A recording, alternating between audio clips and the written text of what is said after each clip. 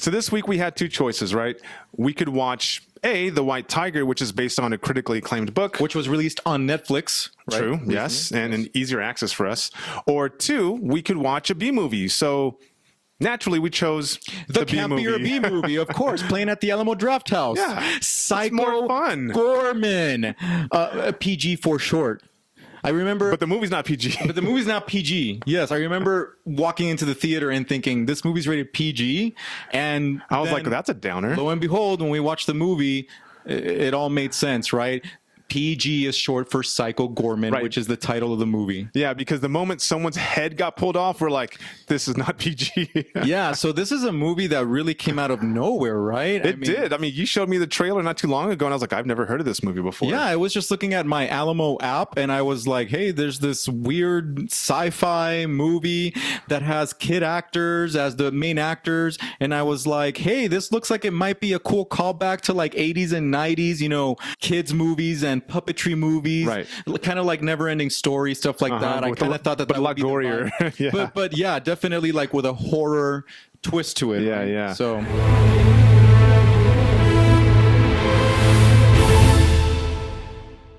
So for those who might be unfamiliar, we're the Real Screeners. My name is Lenny. This is my co-host, Beto. You can find us obviously on YouTube. You can also find us on most major podcasting platforms, as well as all over social media. We want to invite you to tune in every week, or at least every other week, to check out our movie reviews or TV show reviews. And don't forget to subscribe and hit that like, share button. And please spread the word about the Real Screeners. We are very passionate about movies. We love reviewing movies, and we are loving PG or Psycho Goreman. Yes. So let's get right down to it. This movie is directed by Steven Kostanski, right? Not to be confused with Costanza. Who also directed the movie The Void, which was another B movie, monster movie. And this movie stars Nita Josie Hanna playing Mimi and Owen Meyer playing Luke. And of course, those are the main two actors, the main two child actors, the brother in the and film, sister. The brother and sister in the film.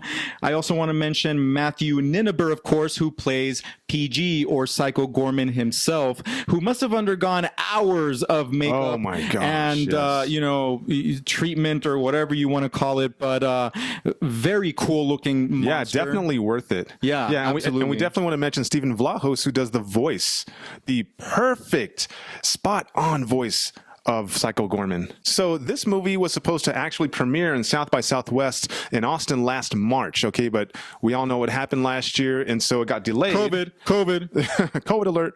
And so it got released in October at Beyond Fest and I think maybe one or two other places. And then it finally had a theatrical release at the Alamo Draft House, maybe some other places, I'm not sure.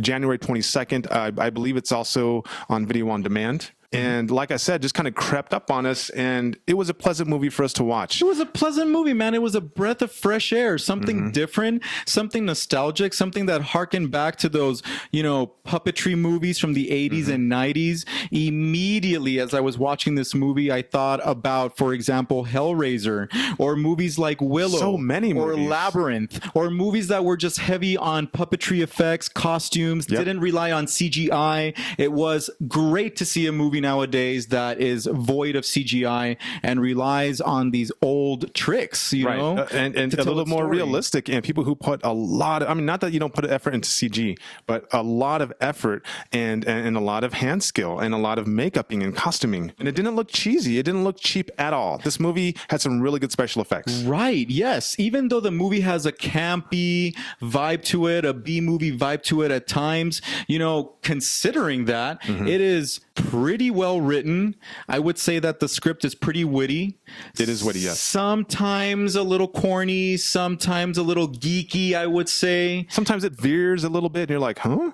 Yeah. But that's not what this movie's about, though. It's about laughing and about being... It's about having fun. Yes, and nostalgic. Exactly. And what's interesting about this movie, and something that we talked about before, is that it kind of teeters between this strong childhood sentiment. It's a very juvenile movie because its two central stars are two kids.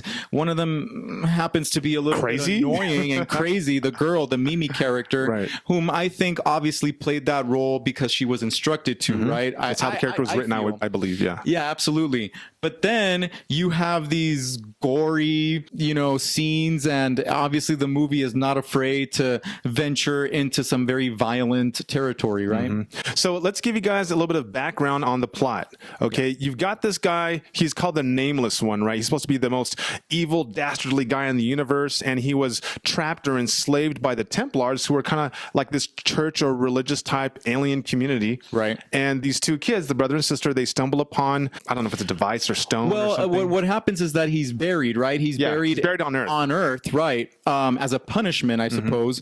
And the boy and the girl are excavating. They're playing around, right, and they just stumble upon his grave. And on top of his grave, his prison, right, his prison cube, I guess. Yeah. And on top of that is like the stone, whatever it is that provides, I guess, his power, right? And so the girl is the one who basically takes charge of that stone, so she can control him. And then don't want to give too much away, but it is kind of like if you've ever seen T2, how the little boy with John Connor was trying to control and get the Terminator used to civilization and stuff like that, and kind of humanize him, right? And it's also a little bit of Harry and the Hendersons with how they were trying to hide Bigfoot, Right. Well, it's very interesting because this guy seems to be pretty evil. He does some pretty messed up stuff, and that is highly entertaining. Yes, it is highly entertaining. And when this girl is able to control him and manipulate him, it's kind of funny, right? Because he has no choice but to succumb to her biddings or whatever. Which they don't explain that in the movie. But he keeps threatening her. He's like, "You're gonna pay for this one day." See, and that's what that saves a lot of these like things in the movie that maybe some critics might say, "Oh, well, that's not good," and there's a plot hole, and that doesn't make sense. Is that this movie doesn't take itself too seriously. It's trying to be funny. It's trying to be campy. It's paying homage to the 80s. Those sci-fi horror comedy movies. I got some Tales from the Crypt vibe. Yeah.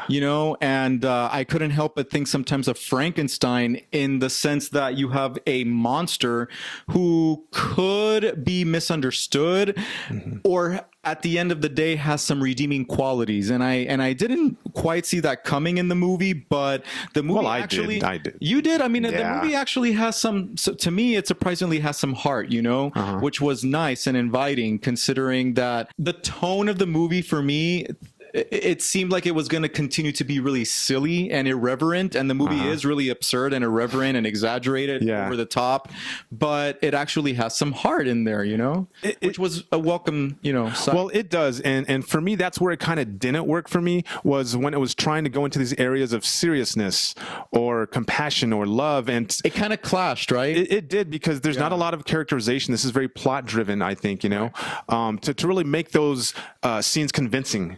I thought, but because throughout the movie, I felt myself being pulled into something serious and then being pulled out because of the humor and absurdity. And more than halfway through, I was like, I've just got to turn off my brain and just enjoy it. Now, we mentioned the costumes earlier, and I've got to mention, there's a scene of those intergalactic church members that is so Power Rangers, Oh yeah, that's true. You did mention that in the theater. It does have some strong Power Ranger vibes in the way that the creatures look kind of...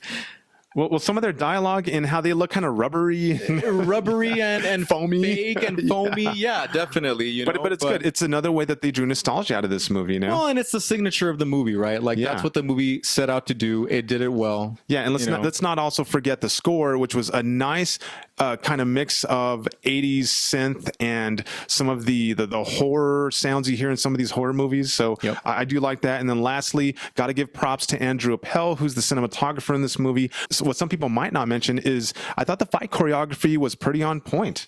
It was convincing. I thought the editing was really good. So another point there. Good job. So for our real ratings this time around, it's going to be a little bit different because walking out of the movie, we really had certain mixed feelings about this, and we're thinking like it wasn't the greatest movie, but it stuck with us and we had a great time. So we decided, hey, let's just give it 2 separate ratings, right? And so I'll go ahead and go first. Overall, as a movie, I did see some good points as far as, again, the acting, the techniques, the dialogue. They even had some social commentary about maybe religion, organized religion, and redemption, those things. And so I give it props for that. But then some of the execution wasn't very smooth. Maybe they weren't going for that, but anyway, so as an overall movie, if you're going to compare it, right, apples to apples, I would give this maybe 3 reels out of 5, okay? However, if we're going to take it as a genre movie, right, a mix of sci-fi, horror, comedy, I'm going to bump this all the way up to 4.5 reels because I already want to go back to the theater and watch it again because I had a great time. I don't know about you. You know, I'm a sucker for sci-fi movies. Yeah. And at the end of the day, I have a soft spot for them, you know, and this was a welcomed sight. I really enjoyed watching a campy movie, a movie that kind of like took me back to like Evil Dead, Army of Darkness vibes. Almost like, you know, like you said, the comedy, the horror, the childhood sentiments. I enjoyed it. A couple of like little, you know, slow moments here and there. I got a little bit bored here and there, but overall I enjoyed this movie. And so as a genre film, I am going to give it 4.5 reels. However, as a regular movie, if you were to compare it to just any movie, I am going to give it 3.5. You know, slightly above yours. I thought you'd go lower. I thought that it was overall a good movie. But you know me, when it comes to things that are sci-fi or comic booky, I'm going to be a little bit more critical than you because I don't know, I have expectations about those. Great expectations. Yeah, maybe unrealistic, right? Okay. Well, guys, this is our review of Psycho Goreman. We really hope that you guys keep our conversation going by saying something in the comments down below. Let us know what you thought of our review, how you thought about this film, whether this movie is worth going to the theaters to watch, right? It's kind of a risk, right? Yeah, and it's a movie that's not maybe a lot of people haven't heard about. So please check it out. You know, support this movie, support these low budget movies, you know. And as always, we always invite you guys to look us up on social media. We're on Facebook at Real Screeners. We're on Instagram at real.screeners. We're also now on TikTok at Real Screeners. And don't forget to hit that subscribe bell, notifications, and like button. And don't forget to tune in next time for our next real take on movies. Catch your breath. We could watch The White Tiger, which was based on a critically acclaimed book, or we could watch We're